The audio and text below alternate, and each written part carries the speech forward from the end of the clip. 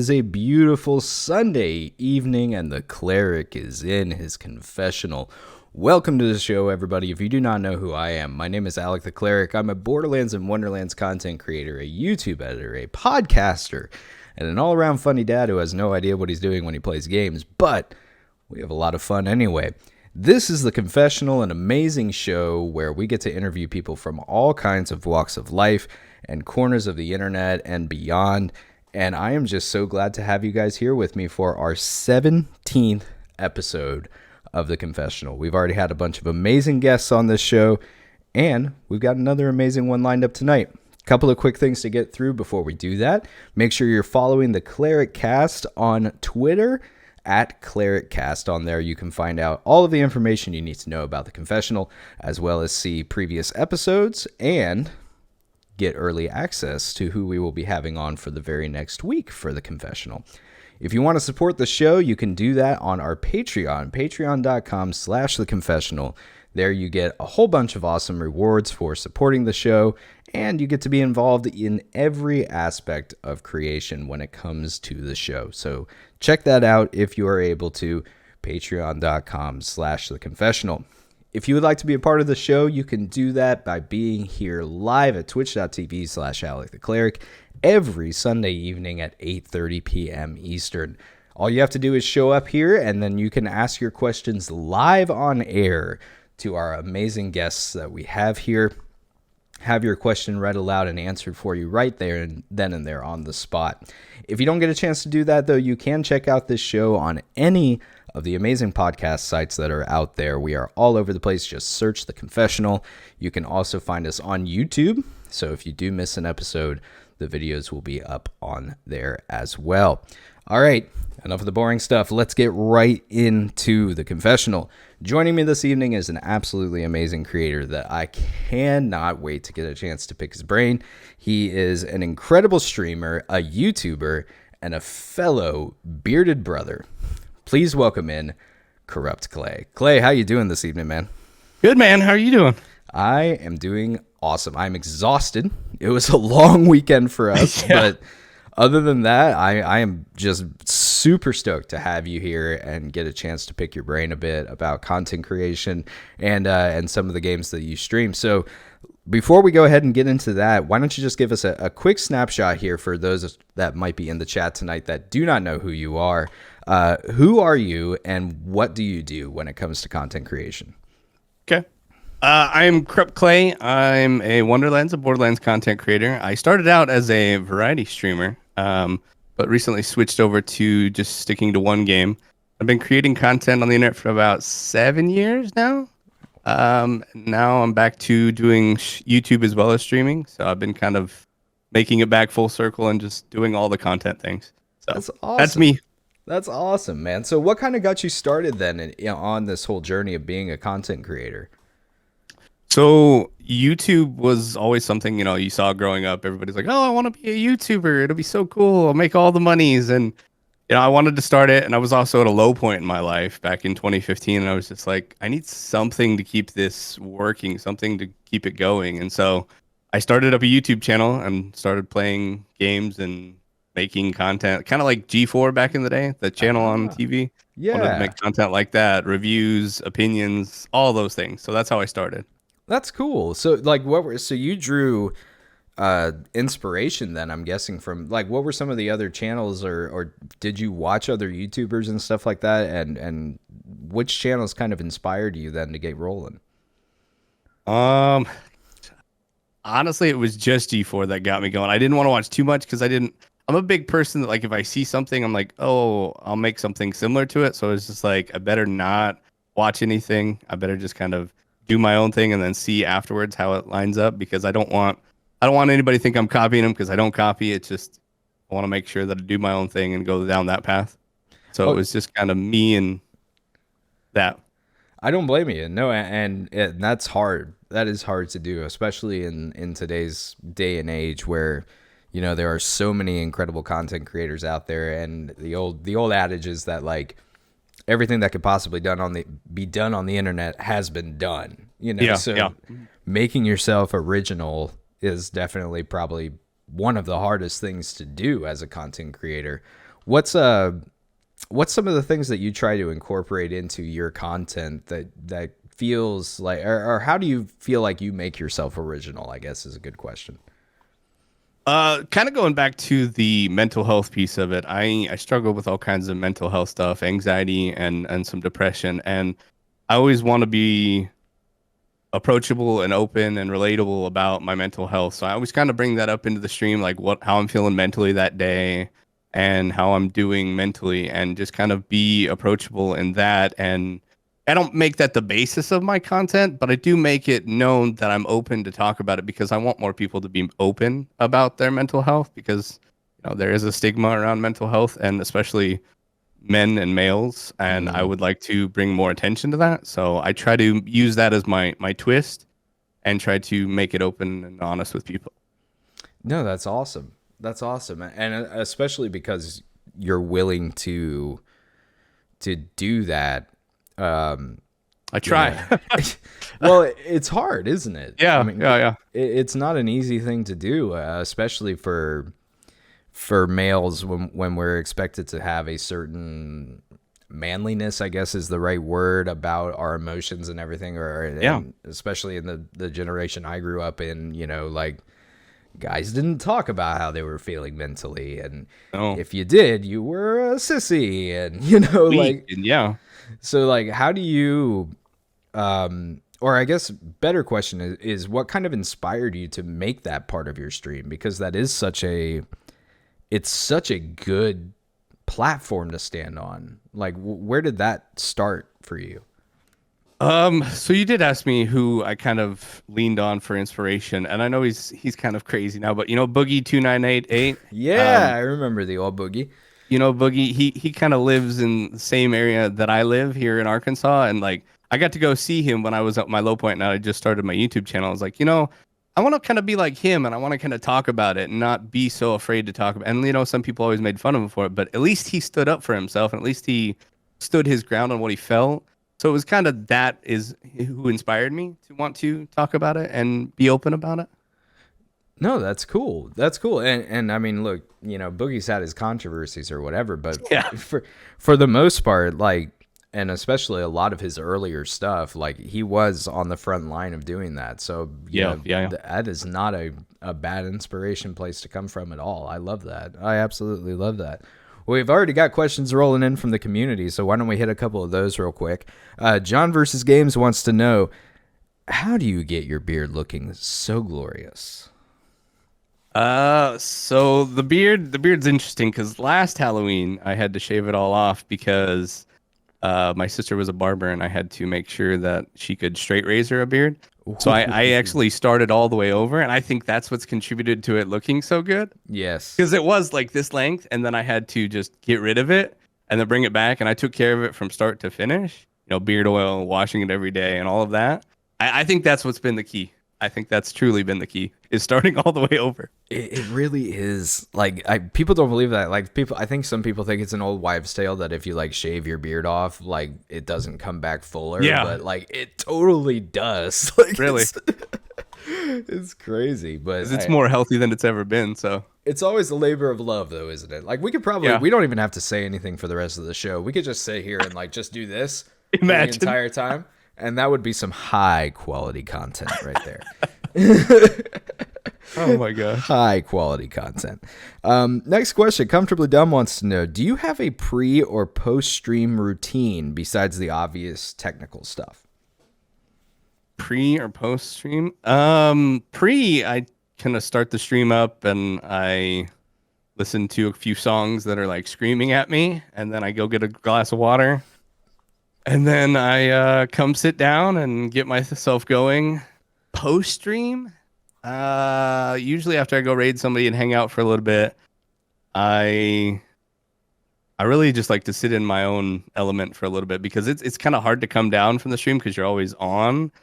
And so I like to sit here for a second and just kind of take a couple of deep breaths and more water, and then pretty much go to bed, because it's almost midnight by that point, and I got to get up for work at 6. So it's really quick. It's very regimented, but that's kind of my pre and post thing for stream. And that's super important. Like, it's super important to have a little bit of, even if it's just something as small as taking a couple of breaths, because I think a lot of people don't understand how difficult it can be as a content creator to feel like you have to be on Oh yeah, 24/7. And it's a especially when lot. and especially when you're live streaming, like it can be pretty draining. Like very draining. So having, even like you said, just having a couple of minutes to just kind of sit there and be like, okay, we're good. Yeah, you got to decompress. You got to let your brain melt into the seat a little bit. Yeah, of course. Absolutely. Absolutely. One more from the community right now. Shipmug wants to know, what is your favorite vegetable? Is it perhaps kale? Oh my god. My favorite vegetable is not kale, but everybody seems to like to call me kale because my name resembles close to being kale. But favorite vegetable, crap. This would be funny. I like corn. Hey! Do you perhaps like corn because it's a big lump with knobs and it has the juice, I've been told. Yes. All of that. Oh, I love it. Yeah, that's the whole inside joke about your name resembling kale. Like, that's I think Shimp wanted to troll a little bit. Shimp is That's what I always tell people. I was like, my name's Klae, not Kyle, not Clea, not Kale. Klae. Nice to meet you. Clea. That's one I haven't heard yet. That's pretty good. It's bad, dude. It's bad. That is awful. That is awful. So one thing I heard you mention a minute ago when you were talking about your pre and post routine, because you're a nighttime streamer. Yes. And then you also work a full-time job. I do, yeah. Alongside of content creation. We've talked to a few people on the show here before about, you know, this whole like work-life balance when it comes to having a full-time job and also doing content creation. But I would love to hear from you, especially because like a lot of those people will stream like in the mornings and then have a job in the afternoon or something like that.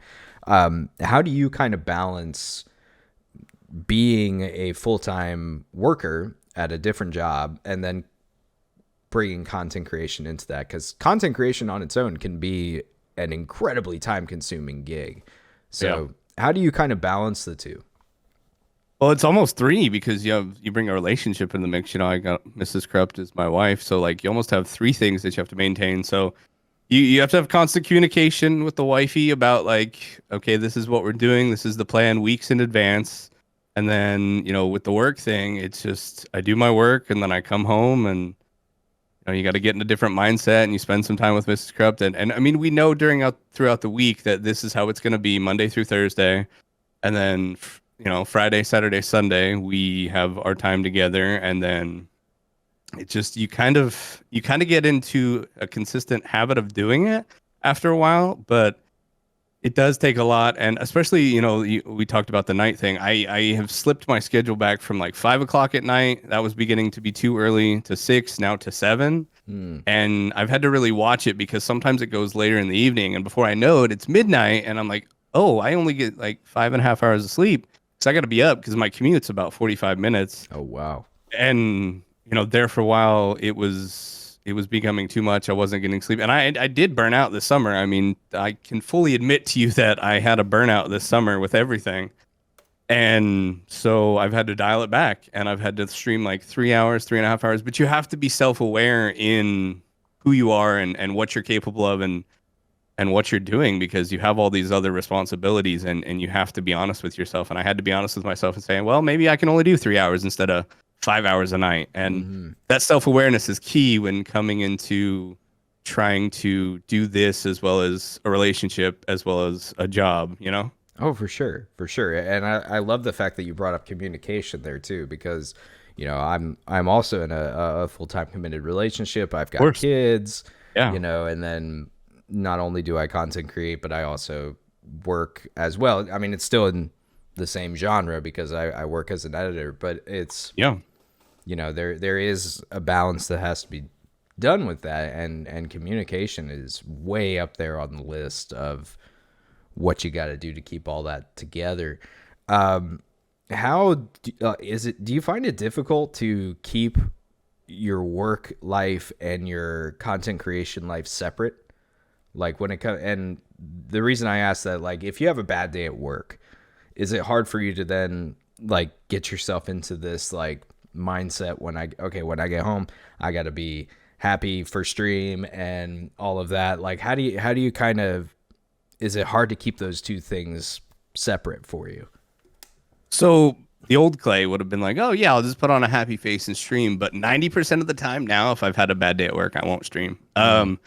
I just don't see the sense in coming in and putting on a fake face, especially like when I'm trying to preach about being honest with your mental health and being honest with yourself. I don't find it great to come in and be like, I really feel like I should just say, hey, to the community, hey, I'm not going to make it. It's been a rough day. We'll try this again tomorrow. And that's kind of what I've been living by. There are days I do push through, days, when I've only streamed like 2 days in the month, or, only made one YouTube video. I try to push through, but a lot of times when you do push through, it ends up being worse. So I just kind of don't and just try it again. That's an amazing answer to that question. Amazing answer to that question. Cause that's hard. That's so hard. Cause like when I have a bad day, like I'll do the same thing where I'll be like, you know what? It's just not happening today. So I'm just not going to stream. And there's that almost, for lack of a better word, guilt that I feel of just like, okay, well, if I don't stream, like, what's everybody gonna think, or Right. like, what's everybody gonna say, or whatever. And so it's like, Well, that's why I replied to your tweet, and I was just like, buddy, we'll be here whenever you're back, because like I know what you were feeling, and I'm just like, we got you, we'll be here, don't worry about it, and so I get you. Yeah, that's just such a hard thing to combat. So I mean, Yeah. it's good that you've kind of tackled that part about yourself, and knowing that, like, okay, if I'm having a rough day, it's gonna be okay if I don't stream. Like, Yeah, because you're gonna show up as somebody different on stream, and people notice. People notice. Oh yeah, definitely, 100%. You can't get away from that when it comes to content creation. Right. It is bare bones honesty all the time. Yep. It True really story. is. We got another question from the community here. This one comes from Bidme3331. I think it's his favorite question because he always asks it, and I love this question. If you could live in any fictional world, be it games, movie, or book, what world would you live in and why? Any world? Any fictional world. Now that we've seen Kenobi, I want to be in Star Wars in that time period, in the transition from episode 3 to episode 4, seeing all the inner working pieces of Darth Vader, Anakin's struggle in becoming the Sith Lord. I want to be a fly on the wall seeing that transition. I know it's weird, but No, there is nothing weird about that. You're in good company. I also love Star Wars. So my favorite part. Oh, that's awesome. Good answer. Good answer. I like that. So I want to get into this because, like, obviously this is a topic that both you and I are pretty passionate about, and that's the Wonderlands game. Dead game. Oh yeah, I'm sorry. Oh yeah, the dead game. The dead game Wonderlands. Let me be as sarcastic as I could possibly be here. The dead game Wonderlands. Yep. But like, before we get into like the actual structure of Wonderlands as a whole, you mentioned earlier that you at one point were a variety streamer, and now you've focused in on the Borderlands franchise, but more specifically the Wonderlands portion of that franchise because it's just spoken to you so much. What made you want to do the transition from being a variety streamer to focusing on one franchise? Because normally it's the opposite way, where somebody will focus on one franchise for a while and then kind of maybe switch over and do some variety. But what made you kind of hone in on Wonderlands specifically as the game that you were going to start making the majority of your content around? So I had been doing variety streaming for about 2 years. I streamed on Mixer before Microsoft pulled the plug on Mixer, and it worked over on Mixer because that was a super small platform, and I could play those certain games like Red Dead, and people would show up because nobody else was playing it. Everybody was playing Fortnite. So Variety worked for a long time, and I was like, okay, this is cool. Then we got booted over to Twitch, and Twitch wasn't so healthy for like Variety. Kind of gonna pick a box and stick in it most times. I mean, in most cases, and so I had played different games, testing out different games, and I had been slowly wanting to settle into a game, and I had tried Halo Infinite, and you know, we all see where Halo Infinite's at and where it's going, sadly. But then I knew Wonderlands was coming out, and I was like, you know, this could be the game that could put me where I need to be in terms of content. I have all kinds of different YouTube ideas for it. I can make all kinds of different things in my stream. There's tons of content that I can think of. There's over 100 ideas that I have in my head that I can make content on. Because when I was doing Halo videos, it was just like item shop updates. It's like, oh, this is what's in the store today, and that was like super unfulfilling. And then when I thought about Wonderlands, I was like, I can make better stuff about this, and I could really kick this off. So I talked to everybody about it. I talked to my wife about it, and then I slept on it. And I actually had a dream about it, surprisingly. So you know when you have a dream about something, it's probably the right thing. So I had a dream about it, and then I jumped in full force and just started investing in the community, investing in the YouTube side of things, and just streaming it. And it's kind of been beneficial to me. Believe it or not, this dead game has helped kick start my channel back into place. And so that's where I ended up. Long story short, from Mixer to Halo to this, that's how I ended up in the one game thing because Variety just didn't work for me on Twitch. Man, and I don't blame you. Like, and it's cool that you say that because it is. I think a lot of people think that if you're a variety streamer, you have it a little bit easier. Yeah. In some ways, like that. Oh, well, then you can like pull viewers from this community, and you can pull viewers from that community, and stuff like that. And a lot of times, it just usually doesn't work out that way. Like it might happen every once in a while or something like that, but it's a lot harder sometimes, I think, to not be, well, I'm known as this guy, Yeah. like I am the insert game here guy. So you kind of taking that plunge into focusing on one game for your content, like that's awesome, man. That's Yeah, really it was awesome. a big decision because, you know, putting yourself in a box is kind of difficult because, you know, you said it yourself, you know, like playing different games, you can kind of change it up and not get bored. And I had to really ask myself, because I am, you know, short attention span. I had to be like, do you really want to put yourself in that box and play one game a night or 1 to 2 games a night? And I had to really make that decision. I was like, yeah, I think I'm ready to do that because my goal is always to get back to Variety. I do want to go back to Variety, but I think it's going to take building a better foundation before I go into Variety, because if you start out Variety right off the bat, you get a few here, a few there, but some people don't like this game, some people don't like this game, and it's difficult, like you said. Yeah, for sure. So what about Wonderlands specifically made you want to put yourself in that box? Because everybody kind of has their reasons for, or at least everybody that I know that is a quote unquote niche streamer, somebody that focuses on one title. What about this game specifically kind of gave you the I get courage is the right word to put yourself in a box and be like, no, this is me. I'm KorruptKlae. I'm the Wonderlands guy.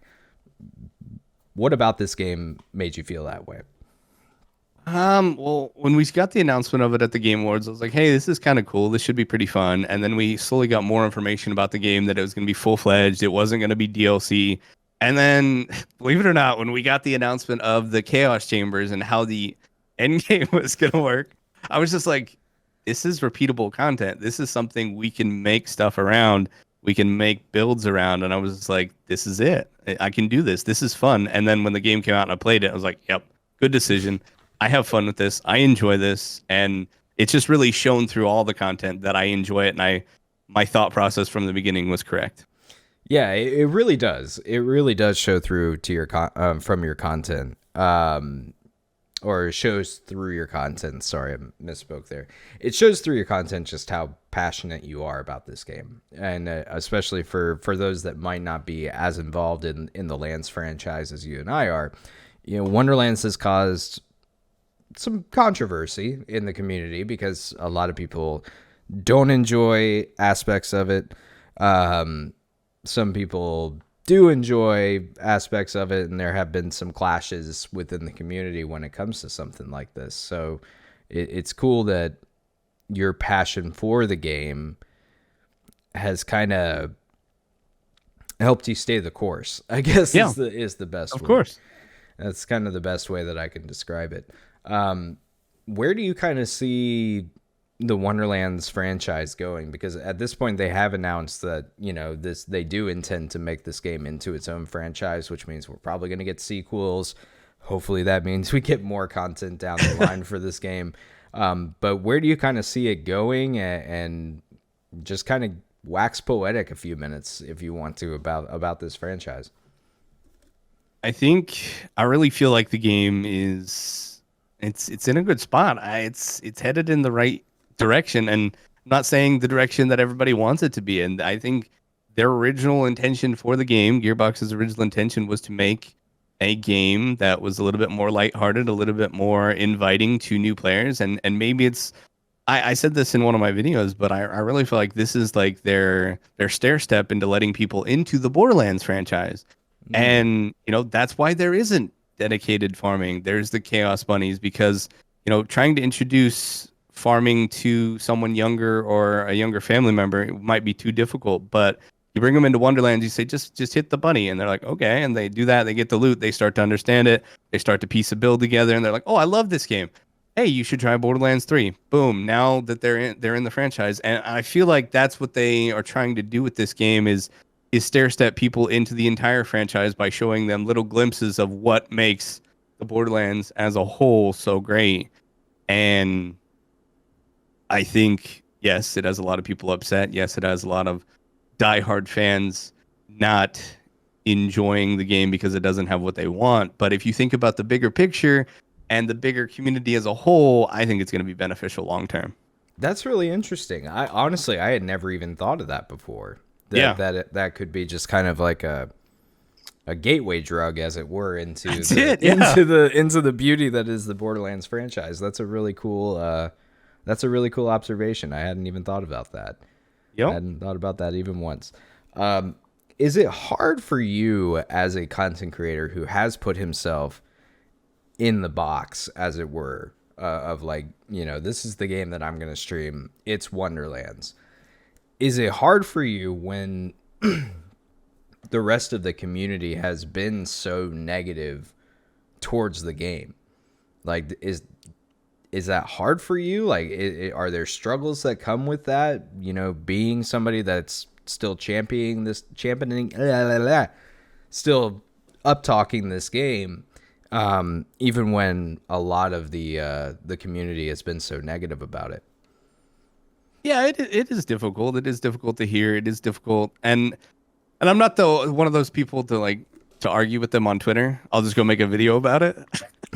So, a lot of times I see arguments on Twitter. I'm like, you know what? I'm gonna go make a video about that. And if they ever see my video, they know my opinions because I'm not very good at back and forth. Like, this is what I believe, but I can put it into a video form and I can make you understand what I'm thinking through a video. So it has been difficult. It is difficult hearing people talk bad about Wonderlands. It is difficult having people hate it. But again, it comes down to their opinion, and if that's how they feel, that's fine. If it's, and I tell you this all the time when we're chatting about it on your stream, it's like, if people feel that way, fine. If you're hopping on the bandwagon of hating the game, then I have a problem with that. Like, it's no fun. But it is popular on the internet to hate things just because people hate it. But if you're hopping on that bandwagon, I don't agree with you. So most of the time, instead of starting a flame war on Twitter, most of the time I just hop on YouTube and make a video about it. And then I post it and see where that can get me, just because that's kind of how I release all of that frustration. Or I talk about it on my stream. One of the two. Well, and it's great. It's good to be able to have a platform that you can control in that sense, right? Yeah. Where it's like, you know what, we're going to be positive about this. And, I don't think either of it, both of us are both people that really enjoy Wonderlands and have stayed moderately positive about the game through its changes and everything like that. And it's hard for me too, not to want to And I haven't shown the best self control all the time and gotten into some nice Twitter flame wars with people and stuff like that. But it's nice to be able to at least be like, okay, well, on my platform, this is the way that we're going to talk. And then, we're going to try to keep things positive and whatnot. And Well, I even encourage negativity. I mean, like even in my videos, even on stream, I'm just like, we can talk negative about it. We can be negative about it, but you have to be constructive. If you're not going to be constructive, I'm not going to listen. that's awesome. No, So that's awesome to even invite that in, though, right? Because I yeah, mean, I think a lot of people would just kind of instantly shut down, and it is kind of everybody's notion in this day and age to just instantly shut down any opinion that differs from their opinion. But yeah, yeah. to open that up and to allow other people to have an opinion, that is a really cool thing, man. That actually takes a lot of cojones. Like, I do try. that takes a lot. So what would you say is your favorite class then in Wonderland to play? Favorite class? Class combo. Right now it's probably what is Stabo and Claw, my contagion build. Ooh. I keep going back to that, still making it more and more strong with things. I like the contagion mix with the Claw because Claw was the first one that I had picked. And Claw, we saw Claw get nerfed into the ground, then kind of brought back up, and then still can't really stand on his own 2 feet, but still there. So Claw Stabo. That's awesome. No, I like that. I like that. So what give us kind of an insight then into how you go about doing builds. And for those that don't really know what that means, like in this or give us a quick snapshot real quick if you can, or a quick description of what it means to have a build, because you said your contagion build. And then like what's kind of your process when you approach building a character in this franchise? I'm still so new to the whole build idea, but just kind of taking things that I hear from people and like, hey, you should try this combination of skills and this weapon and put it together and see if it does something for you. Or every now and then I'll drop in on somebody's build video and watch it and see and be like, oh, that's kind of cool. But then I want to pick it apart and see how it works. And that's how I've been approaching builds because I'm brand new to building in Wonderlands and Borderlands. I'm brand new to the whole idea of making classes synergize and making action skills synergize and damage types and taking it all and putting it together. So I'm just trying to reverse engineer it, I guess, and try to figure it out myself because it is a lot to take on in the beginning. And it is a lot when people are like, yeah, I got this build that does 9 bajillion damage. And I'm like, what? And so trying to figure it out myself by reverse engineering it has been the best for me, and that's kind of how I stumbled upon the contagion build. And it's kind of crept into my new blight berserker, the bogbarian build. Now I'm doing poison damage and frost and doing all kinds of weird things with that. So it has helped, just kind of taking it all apart, putting it back together, seeing how it all works, and that's what's worked for me. No, that's really cool, and especially because, like you said, you're new to the whole thing. Like, coming at it from the perspective of reverse engineering is that's not the easiest way to tackle learning how to build. Because I mean, it took me years of playing the franchise to kind of learn how that whole thing works. So like It's a beautiful mess, isn't it? oh yeah, a beautiful chaos, an absolutely beautiful chaos. And 90% of the time my builds don't do squat. But they're still a lot of fun, but they don't do anything. That's awesome, man. Well, we got another question coming in from the community. This comes from Chaos Demon. He would like to know if you could listen to one album for a year, what album would it be? One album for a year? Can I Google it real quick? Oh yeah, knock yourself out. Trust me, I know we're in the day and age now where it's like, no, I could download songs. What is an album? Like,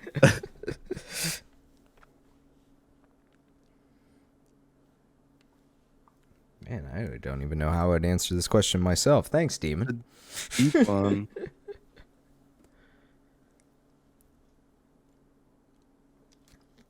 Um, Trying to find out what album it's called.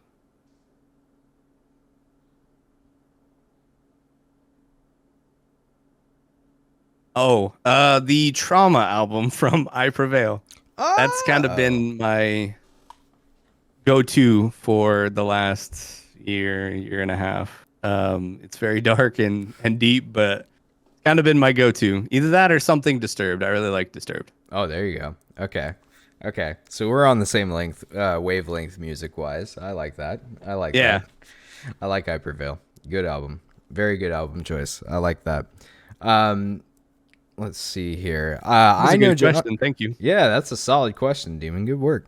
I know John wants to know which Vault Hunter or NPC from any Borderlands or Wonderlands game would you put on your left and right hand side? So I guess like best way to ask the question would be like if you could roll into battle with two characters from the Borderlands franchise or the Borderlands universe, including Wonderlands, which two would you pick? Um, I fell in love with Moe's whenever I started playing Borderlands 3. So Moe's on my left-hand side, and on my right-hand side, I would have to bring the Clawbringer, just because I still have a soft spot. Still want him to be an amazing class. That hammer, the electricity, I just wish it was stronger. But right-hand side can help me out a little bit. And Moe's with Iron Bear can help protect us all when things go to crap. Yeah, I think you'll just slaughter everything if you got Moe's rolling in with you. Yes. That's a good choice. That's a good choice. I love that, man. I love that. Well, let me ask you this question because this is just way too much fun of a question, and I love to ask it. KorruptKlae, if you were an ice cream, what flavor would you be and why? Oh no, I'm lactose intolerant. No. What KorruptKlae, flavor if would you it were be? a sorbet, which Oh my gosh. So when we were in Colorado, I had this salted caramel ice cream. I want to be that ice cream. It was so freaking good. Yep, Ooh, salted caramel. that's a good choice. That would be That's the a flavor. really good choice. I An love acquired salted taste, caramel. but when you get to it, it's nice and sweet. That's me. That's amazing. I love you. I love that. I love that. Captain Spaulding would like to know what are some adjustments that you personally would like to see them make going forward in the Wonderlands franchise? In the Wonderlands franchise, changes that I would like to see be made. I don't think we're gonna get dedicated farming, but I think that I would like to see more things to take builds through. I enjoyed the PLCs. I know I'm in the minority there of that. I enjoyed the PLCs and taking characters through it. I like this content that they make that evolves over time. If they Mm. could take the model that they did with the PLCs and kind of perfect it and do more storytelling with it, I want to see more content like that. I think that's the future of this game. I think it's the future of the franchise. I want to see more content that evolves day in, day out, week in, month in, month out. Um, so anything to take builds through that evolves over time, I'm here for. Whether it be more PLCs, a DLC with an evolving story, I want that. I gotcha. No, I love that, and it's interesting that you bring up the PLCs because that has and for those that don't know, this was the post launch content is what they're calling it, which is differing from the traditional DLC content, but also not differing. They're just calling it something different. Yeah. But but that has been like one of the biggest sticking points in the community is kind of how that content was released and say what you want to say about that. But this whole idea of evolving content, something that kind of changes week in and week out, is something that is very unique to Wonderlands, Hmm. and I'm with you. I would love to see more of that. Now, if you were to be able to control kind of how that happened, how would you do that? Like, would you do what they did with the PLCs, where it's like every week, the boss gets a little tougher, but it's the same kind of thing? Like, in a perfect world where you got to control how the content evolved, how would you do that? I don't think changing the boss difficulty each week is the key to it. I think they were just kind of testing the waters there with that. I think it kind of has to be maybe over a 3 month period. going to go into like seasons. You've seen seasons work well with games like Fortnite, Sea of Thieves. I'm going to say Destiny and probably get shamed for it. But you've seen those things work time and time again. I think a 3-month period where we get some kind of activity, we get some sort of story content that evolves over the 3 months, and you play it, you come back, you see what happens, and then it just keeps pushing the story forward, and you want to come back, you want to see what happens, and that's my hope, and that's how I would pull the strings in order to do it, instead of just, oh yeah, the boss is different. That's why people are sour. That's why people aren't very pleased with the PLCs. Is it's just a different difficulty of boss each week. The NPCs are the same, the way you get to the boss is the same, the story is the same. So it needs to be a little different in terms of that. That's cool, man. No, and I'm 100% with you on that. I'm 100% with you on that. I think that would be an awesome way to keep things rolling and keep things fresh. Because, Yeah.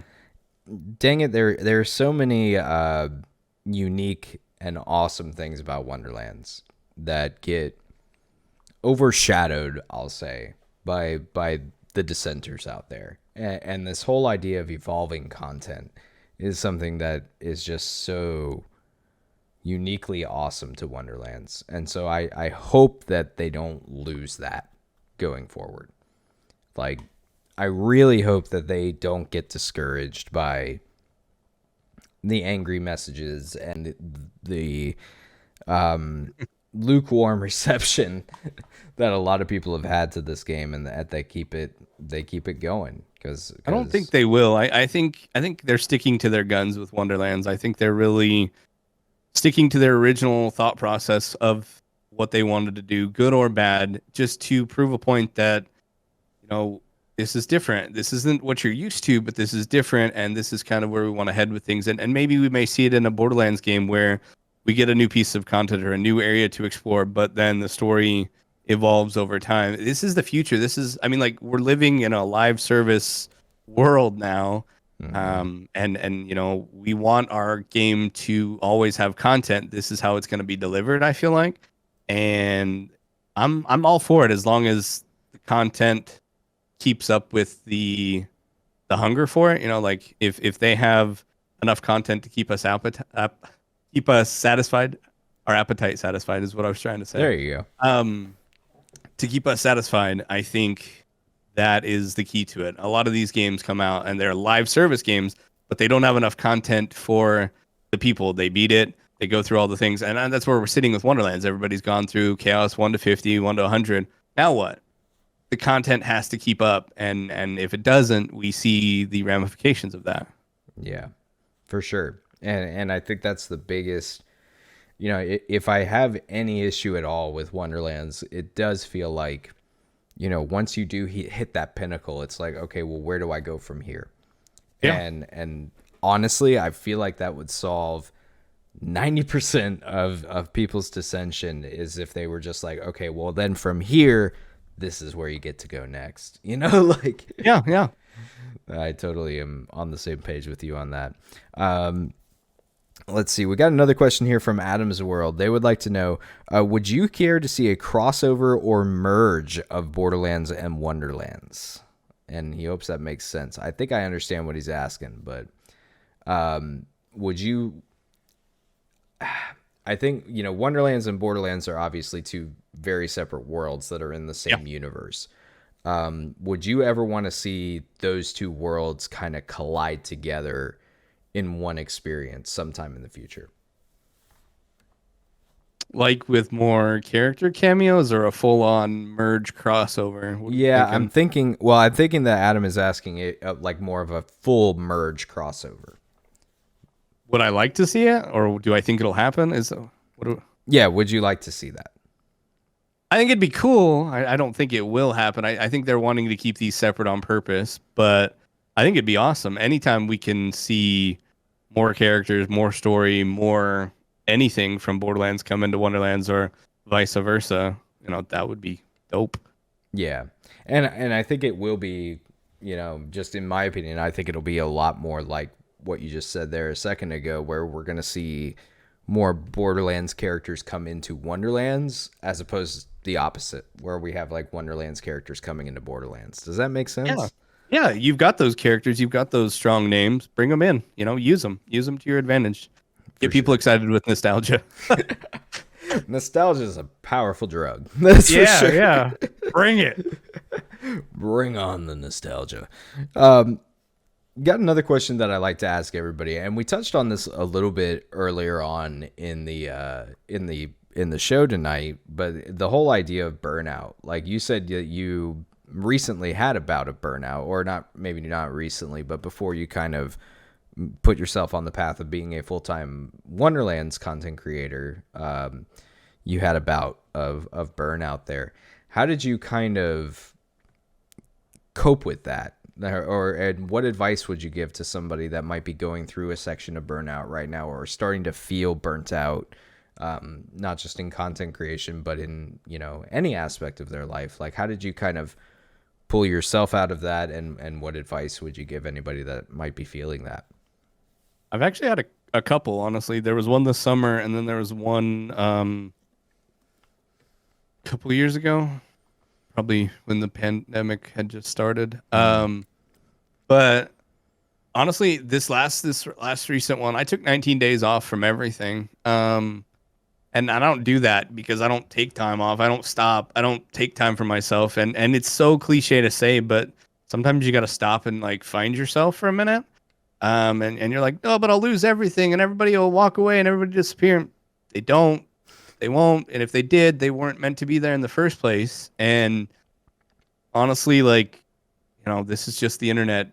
The internet keeps going, and then if you want to hop back in and be a part of the internet, they'll accept you again and they'll let you back on the train. But like, you got to step back and realize that this is the real world, and the real world is sometimes more important than what's going on the internet. And you really have to take care of you and what's between your ears and make sure that you're okay before you can even fathom getting on the internet and taking care of other people or even communicating with other people. So my best advice would be to take some time away, take some time for yourself, regather yourself, and focus on what you can control, what you can't control, and dial it back a little bit. Yeah, and to follow up on that a little bit too, since you do make mental health such an important part of your platform, and like making sure everybody's mental health is in a good place, and given your own mental health struggles that you went through and everything, if you could kind of boil it down into like one or two tips on how to keep yourself mentally healthy, or I don't even know if being perfectly mentally healthy is ever a possibility, but like, just kind of what are some things that you do, or some advice that you might give to somebody that is struggling with that? Because that goes so far beyond the content creator realm. Like, that is Yeah. something that is super important in every aspect of living on Earth at this time in history. So like, Yeah.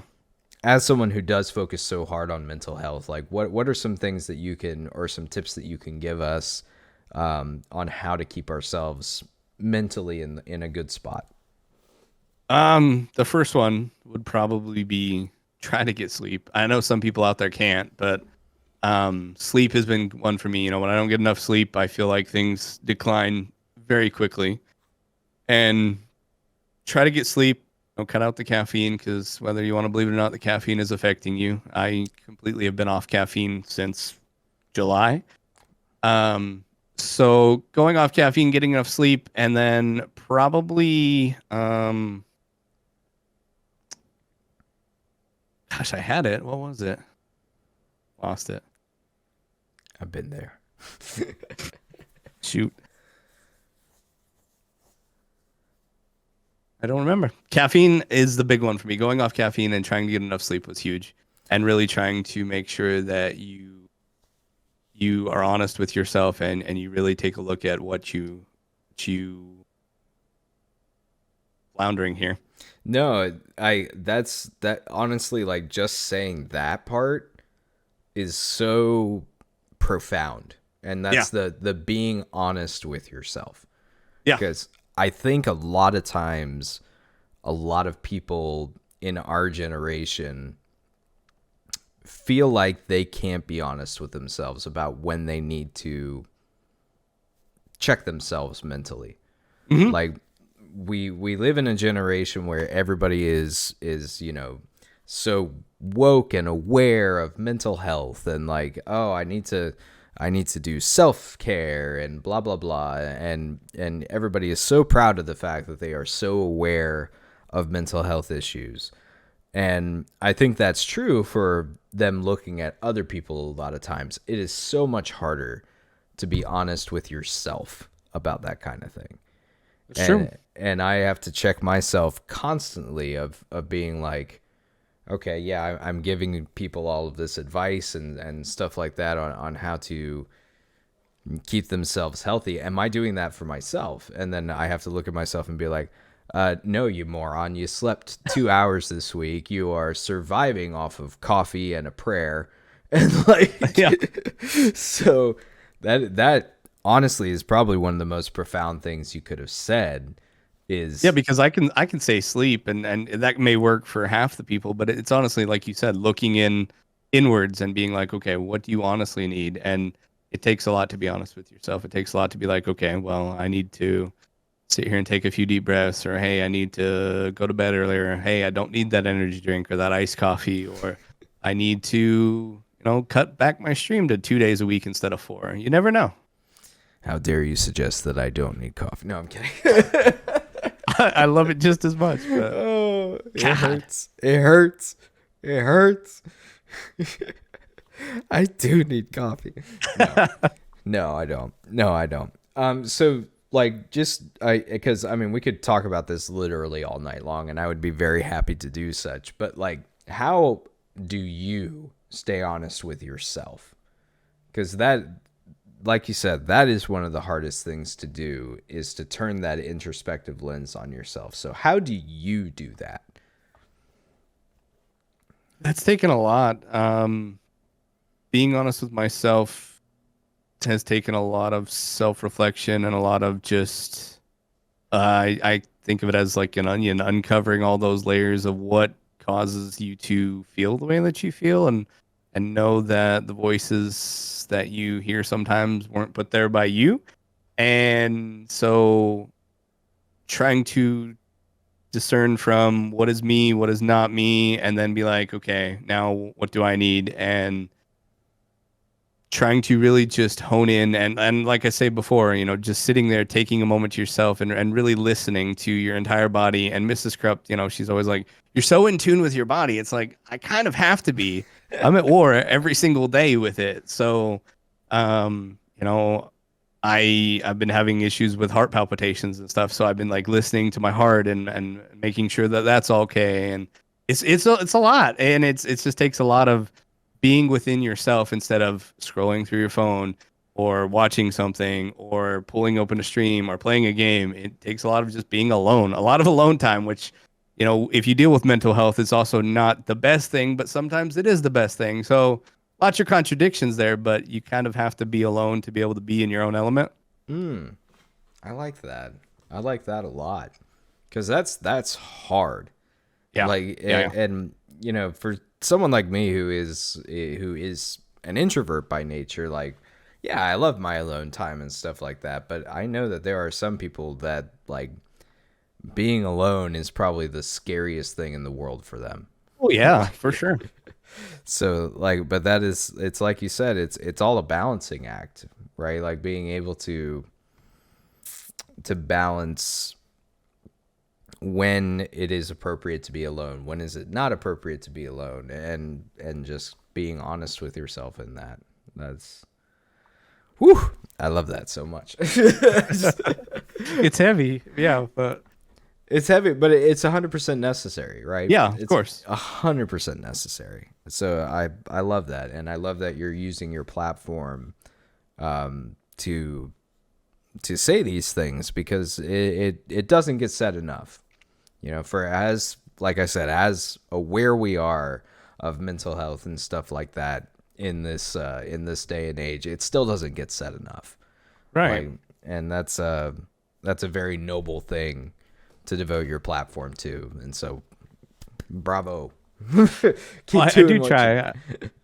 I just don't like the whole, hey, how are you? Good. How are you? I always tell people that. I always hate that. It's like, really, how are you? What's going on? How are you feeling? Like, what's got you today? And I want to know more on a deeper level. I'm like you said, I'm more of an introvert, but intellectual deep conversations, I could go on for days and talk about it. But small talk, yeah, so but I do try to see how people are doing. I really want to check on people. I really want to make sure people are okay. But people also have to understand that me, the creator, has also been trying to be okay as well. So Yeah, we're all not okay, but True. in our own beautiful way, right? Yeah, right.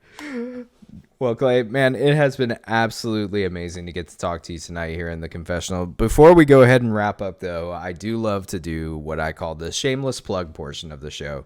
So please, where can people in the audience go to find out more about you and, more importantly, to support your content? To support me, twitch.tv/KorruptKlae. It's down below me here. If you spell it Kale, I don't know what's going to pop up. I can't guarantee. But there's that. YouTube has been a transition because I got rid of a channel that I had before that was youtube.com/KorruptKlae. So just search for KorruptKlae until I get that new vanity thing that they're promising everybody. Just at KorruptKlae everywhere, pretty much. Twitter, Twitch, YouTube, all the things. I do have an Instagram, but that's about it for me. I stick to YouTube, Twitch, and Twitter, and those are my main things there. All at KorruptKlae. Beautiful. Beautiful. I absolutely love that, man. Well, thank you again for being here, Klae. This has been absolutely awesome. Yeah. Thank you so much. Thank you, everybody in the audience, for being here tonight. But it is now time to close the curtain on the confessional. I want to thank everybody again for being here tonight. And if you had a question that didn't get answered, make sure that you leave us a comment down below this video if you're watching this on YouTube. We'll be sure to get that question out to our guest or answer it ourselves if we can. If you are listening on one of our audio-only podcasts on your favorite podcasting site, leave us a review. We would love to hear from you there as well. Don't forget, if you do want to support the show, do go ahead and visit patreon.com/theconfessional. There you can see all of the tier rewards and the sweet and amazing loot that you will get for supporting the show and being a part of making this show grow. Thank you again, everybody, for being here tonight. And remember, be excellent to each other. And we'll see you next week.